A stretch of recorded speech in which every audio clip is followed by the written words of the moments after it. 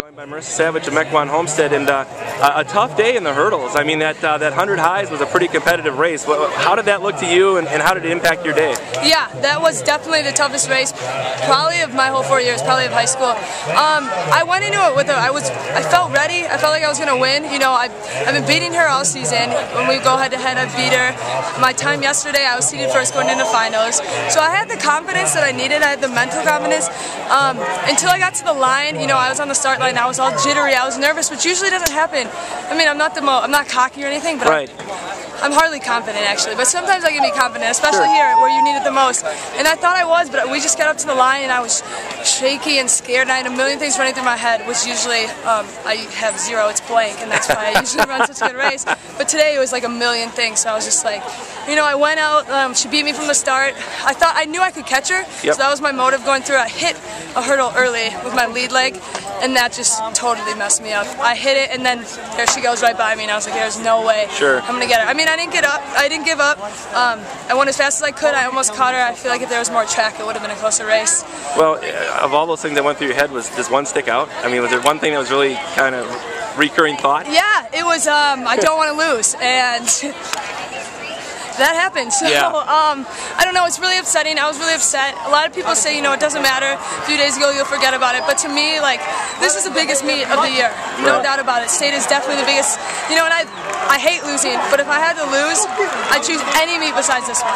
Literally, any meet this season besides this one, because this is a big deal for me. I mean, I was a two-time state champion. I had the record. Yep. I wanted to re-break the record and win again for the third straight year.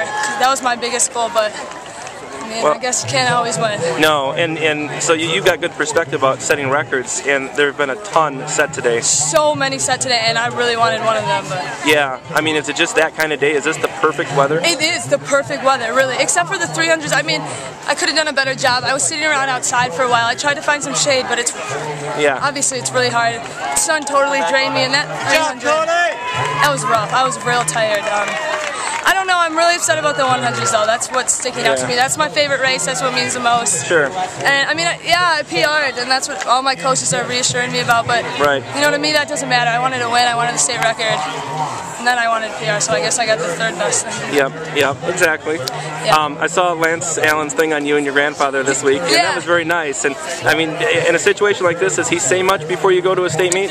My grandpa? Yeah. No, he just says good luck, and I'll be waiting by the phone, so I mean, I guess this year I'll have to give him the call and tell him that I got second, which is unfortunate because the last 2 years, you know, I could get on the phone and call him right away, and it's like I won, and he's always proud of me. I know he'll be just as proud of me. Oh yeah. I'm just not that proud of myself, but I'll get over it. Well, and if there's anyone who's had to deal with ups and downs, it's your father, the commissioner. Yeah. And I mean, does he have good perspective that way for you? Definitely. Yeah. He's a really intelligent man, and you know, I'll be upset for a while. He'll probably give me some, you know, some advice, words of wisdom, and it'll just pick me back up. I mean, I'm lucky enough. I got at least 4 more years of this. You know, I'm going to college for the 100 hurdles. I'm going to work day in and day out on them. I'm going to get faster. I'm going to get stronger mentally and physically. And I just want to get to really high levels and try and forget about this meet. So you'll compete for the Badgers too? I will compete for the Badgers. That is outstanding. When did you make that decision, and how excited are you to go to a school that means a lot to not only you but your grandfather? I'm so excited, and he's just as excited. I remember when I called him and told him, he was like screaming and like jumping up and down, and he's like a grown man. Yeah. No way. Yeah. I mean, don't take that out. All right, yeah. But I'm so excited. I'm so ready. I made my decision. I've been talking to Coach Davis. I was talking to him the whole summer. He called me in July or August, can't remember. And then we've been talking the whole time. I took an official visit, and I honestly fell in love with the school. Yeah. And I committed verbally right after the new year, actually. Okay. And then I signed with them in February. Wow. So I'm really excited. Well, outstanding. Marissa, congratulations on that. We look forward to seeing you in Madison. Yeah, thank you very much.